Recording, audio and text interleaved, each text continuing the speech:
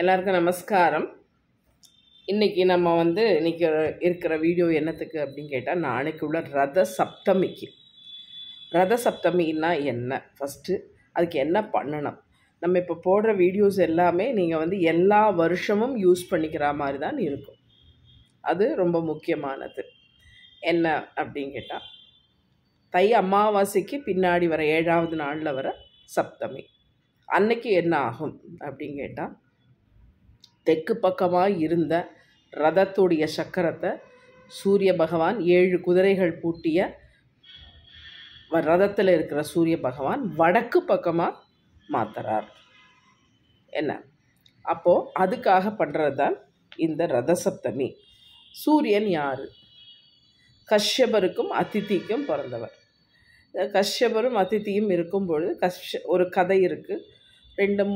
ரெண்டு ஸ்டோரிஸ் இருக்குது. இதில் கதைகள் சொன்னால் நம்மளுக்கு ஈஸியாக புரியும், குழந்தைகளுக்கும் சொல்லித்தர முடியும். எப்படி எதை சொன்னால் அவளுக்கு புரியுமோ அப்போ தான் அது மனசில் நிற்கும். அதுக்காக தான் கதைகள் சொல்கிறது. கதைகள் சொல்லும் பொழுது என்ன சொல்கிறா அப்படின்னு கேட்டால், அதிதி பூரண கர்ப்பஸ்திரியாக இருக்கா. அப்போது ஒரு பிராமணன் கதவை தட்டுறார், சாப்பாடு கேட்குறார். வாங்கோ சாப்பாடு போடுறேன்னு சொல்கிறா அதிதி. அதிதி சொன்னப்போ என்ன ஆறுது அப்படின்னு கேட்டால், இந்த பூர்ண கர்ப்பஸ்திரியாக இருக்கிறதுனால அவள் கொண்டு வர்றது கொஞ்சம் மெதுவாக கொண்டு வரா, ஸ்பீடாக கொண்டு பரிமாற முடியல. அப்போ அந்த வந்த பிராமணன் சொல்கிறான், நீ இவ்வளோ ஸ்லோவாக என்னோடய பசியை தெரிஞ்சிக்காமல் எத்தனை ஸ்லோவாக நீ என்னோட இதை புரிஞ்சுக்காமே பண்ணிட்டா, என்னால் உனக்கு பிறக்க போகிறது குழந்தை செத்து போட்டுன்னு இது பண்ணிடுறான், சாபம் பண்ணுறான். அப்போது அவள் அழுதுன்னு உட்காந்துட்டுருக்கா. அப்போ கஷ்யபர் வரார். கஷ்யபர் சொல்கிறார், அப்படியெல்லாம் நீ ஒன்றும் கவலைப்பட வேண்டாம். உனக்கு 1000 தேஜஸோடு இருக்கிற ஒரு பையன் நம்மளுக்கு பிறப்பன். 7 குதிரை பூட்டிய வண்டியில் வருவன். ரதம் அவனுக்கு 7 தான் இருக்கும் அப்படின்னு சொல்கிறான். அவன்தான் இந்த உலகத்துக்கு கண் எதிர இருக்கிற சாட்சி தெய்வமாக காணுறது அவன்தான் அப்படின்னு சொல்கிறார். அப்படின்னு சொல்லி அப்படி பிறந்தவர் தான் சூரியன். அவர் பிறந்த நாள் தான் இந்த ரத சப்தமி. சரியா? ஸோ இந்த ரத சப்தமிக்கு என்ன பண்ணணும், இதுக்கு ஒரு கதை இருக்குது. இது ஏன் இவ்வளவு ரொம்ப எல்லாரும் சொல்கிறா அப்படின்னு, பீஷ்மர் மகாபாரத யுத்தம் எல்லாம் முடிஞ்சாச்சு. அவர் உத்தராயண புண்ணிய காலத்துக்காக வெயிட் பண்ணிட்டு இருக்கார். உத்தராயண புண்ணிய காலமும் வந்தாச்சு. ஆனால் அவருக்கு மோட்சம் கிடைக்கலை. ஏன் மோட்சம் கிடைக்கலை அப்படின்னு அவர் கேட்குறார். அப்போ வேதவியாசர் அங்கே வரார். வேதவியாசர் சொல்கிறார், பாஞ்சாலிய துகில் உரியும் பொழுது அவள் கேட்குறத, அவள் சத்தம் போடுறத காதால் நீ கேட்டுட்டு இருந்தாய், ஆனால் ஒன்றும் பண்ணலை. கண்ணால் பார்த்துட்டு இருந்தாய், அதையும் ஒன்றும் பண்ணலை. தோல் அவ்வளவு வலிமையான அத்தனை போரை தாங்கின நீயே உன்னுடைய மாட்டு பொண்ணை காப்பாற்றுறதுக்கு ஒரு இதுவும் பண்ணலை. உட்காந்துட்டு இருந்தாய், அதனால அந்த காலாலையும் பிரயோஜனம் கிடையாது. அப்படியாப்பட்ட மகாபாபம் பண்ணியிருக்காய். அதனால தான் இது ஆறதில்லை அப்படின்னு சொல்லி, நான் தான் அதுக்கு நிறைய இது பண்ணிட்டேனேங்கிறார். சரி, உன்னோட அக்னியை சாதாரண அக்னியினால் உன்னை இது பண்ண முடியாது, சூரியனோட அக்னியினால தான் உன்னை தகிக்க முடியும். அதுக்கு உனக்கு கொடுக்குறேன்னு ஒன்று அப்படின்னு சொல்லிட்டு எருக்க இலையை கொண்டு வரார். அதுக்கு பேர் அர்க்கபத்திரம் அப்படின்னு சொல்லி 2 கண்ணில், 2 தோளில், 2 கால், என்ன தலையில், உச்சந்தலையில் ஒன்று, அப்படி 7 எருக்கம் இலையில் வச்சு மறுபடியும் அவர் பிரார்த்தனை பண்ணுறார். அடுத்த நாளைக்கு அவர் மோட்சம் அடைகிறார். இதான் அதோட கதை. இப்போ நம்ம என்ன பண்ணணும், நம்ம பண்ணுறது 7 எருக்கம் இலை. அதை காலம்பர சூரியன் உதிச்சு வர அந்த டைம், கரெக்டாக அந்த டைமில் ஆணுங்கள் ஜென்ஸ் 7 எருக்க இலை, விபூதி, அக்ஷதை தலையில் வச்சு அவருடைய இதை ஒரு அர்க்கியமாக கொடுத்து குளிக்கணும் அப்படின்னு சொல்கிறான். என்ன பெண்கள் என்ன பண்ணணும் அப்படின்னு சொன்னால், அதே 7 இலை, மஞ்சள் பொடி, அக்ஷதை. சப்போஸ் கணவர் இல்லாத பெண்கள் வெறும் அக்ஷதை வச்சு குளிக்கலாம். அப்படின்னு சொல்லியிருக்கா. இது யார் வேணால், குழந்தையிலேருந்து யார் வேணால் கொடுக்கலாம். இது என்னால் என்ன ஆகும் அப்படின்னு கேட்டால், அதுவரை செய்த பாவங்கள் விலகும் அப்படின்னு சொல்லியிருக்கா. அப்படிப்பட்ட ரத சப்தமி நாளைக்கு.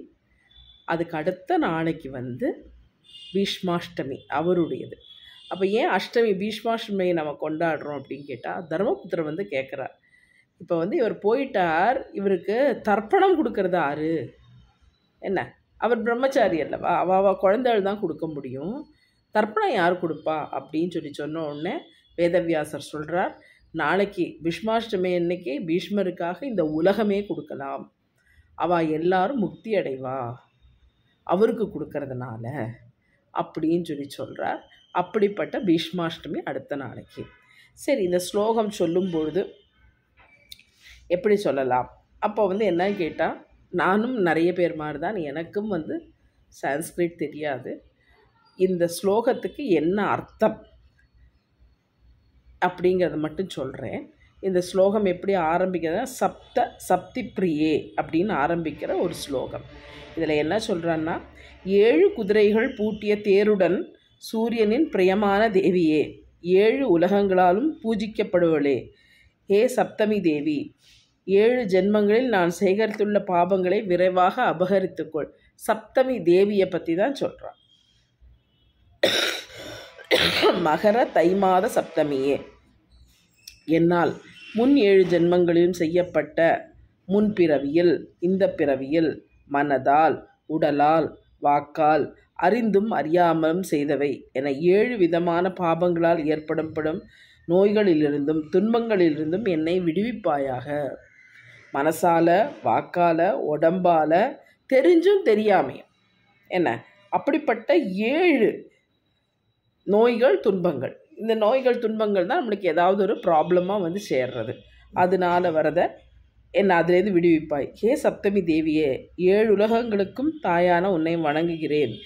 7 எருக்க இலைகளால் நான் செய்யும் ஸ்தானத்தால் எனது பாபத்தை போக்கி அருள் புரிவாயாக. இவ்வாறு ஸ்லோகம் செய்துவிட்டு தலையில் வச்சுட்டு, ஏன்னா கண்ணுக்கிட்டெல்லாம் வச்சுட்டு குளிக்க முடியாது, அதனால் கண்ணில் ஒத்திக்கலாம். 2 கண்ணிலையும் ஒத்திக்கலாம், 2 ஷோல்டர்லேயும் ஒத்திக்கலாம், 2 கால்லையும் ஒத்திட்டு விட்டு எல்லாத்தையும் தலையில் வச்சுட்டு விட்டு, ஆணுங்கள்னா விபூதி அக்ஷதை வச்சுட்டு விட்டு இந்த அர்க்கியத்தை சொல்லி விடலாம். பெண்களானால் இதே மாதிரி பண்ணிட்டு விட்டு கிழக்க பார்த்து நின்று என்ன இதை சொல்லிவிட்டு, இந்த சங்கல்பம், இது சங்கல்பம். சரி, என்ன ஸ்லோகம்? 7 குதிரைகள் பூட்டிய தேரில் அமர்ந்திருப்பவரே, 7 உலகங்களுக்கும் ஒளிப்பவரே, ஹே திவாகரா, நட்சத்திர மண்டங்களுக்கு தலைவரே, ரதசப்தமி என்று என்னால் தரப்படும் இந்த அர்க்கிய ஜலத்தை பெற்றுக்கொள்ளுங்கள். இதனால் பண்ணுறதுனால, இந்த சுத்தமான தீர்த்தத்தால் சூரியனுக்கு 3 முறை அர்க்கியம். சூரிய பகவான், நம்ம சாதாரண மக்கள், நம்மளுக்கு மந்திரம் தெரியாது, சான்ஸ்கிரிட் தெரியாது, எதுவும் தெரியாது. திவாகரன், சூரியனுடைய எந்த பேரை வேணால் கூப்பிட்டு சொல்லி என்னுடைய பாபங்கள் எல்லாம் போக்கி எனக்கு நல்ல கதியை தருவாயாக சொல்லிட்டு 3 தடவை அர்க்கியம் கொடுக்கறது. இந்த மாதிரி கொடுக்கறது தலையில் தண்ணி விட்டுண்டு அர்க்கியம் கொடுத்துட்டு மறுபடியும் குளிச்சுட்டு வருது.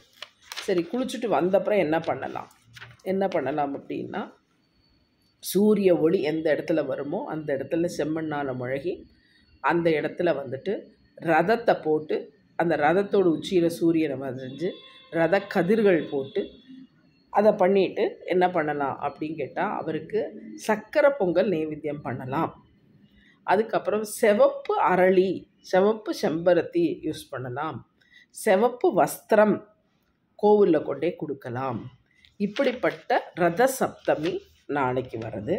இதில் யாருக்கெல்லாம் முடியுமோ அவெல்லாம் பண்ணலாம். எருக்க இலை நேற்றுக்கே போகணுன்னு நினச்சேன், கொஞ்சம் உடம்பு சரியில்லை, இப்போது முடியல தான். அதனால் நிறைய பேருக்கு இது நீங்கள் எப்போவுமே வச்சுக்கலாம். இது எந்த வருஷத்தில் தை மாதம் அமாவாசை வந்தாச்சுன்னா நம்மளுக்கு பிரதமையிலேருந்து ஷியாமலா நவராத்திரி ஆரம்பங்கிறத ஞாபகம் வச்சுக்கலாம். அதே மாதிரி ரத சப்தமியை ஞாபகம் வச்சுக்கலாம், பீஷ்மாஷ்டமியை ஞாபகம் வச்சுக்கலாம். பீஷ்மருக்காக நம்ம பண்ணுற தர்ப்பணங்கள் அவரை போய் சேர்ந்து நம்மளுக்கு ஒரு நல்ல பலனை கொடுக்கும். இதை கிழக்கு நோக்கி தான் சொல்கிறா. அதுக்கு அர்க்கியத்துக்கு எல்லாம் கொடுத்துருக்குறா. என்ன என்ன சொல்லியிருக்காருன்னா, கிழக்கு நோக்கியது பீஷ்மாஷ்டமி புண்ணிய காலே பீஷ்ம தர்ப்பணம் கரிஷ்யே அப்படின்னு சொல்லிட்டு அங்கேயும் கொடுக்கறதுக்கு மந்திரம் கொடுத்துருக்கா. அந்த மந்திரத்தில் என்ன சொல்கிறா அப்படின்னு கேட்டால், சந்தனு மகாராஜாவின் புதல்வரும் மிகச்சிறந்த வீரரும் எப்பொழுதும் சத்தியத்தையே பேசுபவரும் 5 இந்திரியன்களை புலன்களை ஜெயித்தவருமான பீஷ்மர் இந்த அர்க்ய ஜலங்களால் புத்திரன் பௌத்திரன் மகன் பேரன் ஆகியவர்களால் முறையாக செய்யப்பட்ட சிராத தர்ப்பணம் ஆகிய பித்ரு காரியங்களால் திருப்தி அடையட்டும். வியாக்கிரபாத மகரிஷியின் குலத்தில் பிறந்தவரும் சங்கிருதி மகரிஷியின் வழி வந்தவரும் தந்தைக்காக விவாகமே செய்து கொள்ளாமல் இருந்ததால் புத்திரன் இல்லாதவருமான பீஷ்மவர்ம மகாராஜாவுக்கு இந்த அர்க்ய ஜலத்தை தருகிறேன் அப்படின்னு வருது. அடுத்தது கங்காதேவியின் புதல்வரும் சாந்த வடிவமான சந்தனு மகாராஜாவின் தவப்புதல்வரும் அப்புத்திரனுமான பீஷ்மாச்சாரிய பிள்ளைகள் இல்லாதவர் பீஷ்மாச்சாரியருக்கு இந்த தூய ஜலத்தால் அர்க்யத்தை சமர்ப்பிக்கிறேன். என்னால் தரப்பட்ட இந்த 3 அர்க்ய ஜலத்தால் பீஷ்ம மகாராஜா திருப்தி அடையட்டும். இவ்வாறு முறையாக பீஷ்மருக்கு அர்க்யம் தருவதால் பீஷ்மாச்சாரியின் அருளால் அனைத்து நோயும் விலகி நீண்ட ஆயுளும் ஆரோக்கியம் நல்ல சந்ததியும் சத்தியத்தில் பிடிப்பும் ஏற்படும் என்கிறது சாஸ்திரம். அதனால் நல்ல என்ன சொல்கிறதுன்னா, ஒரு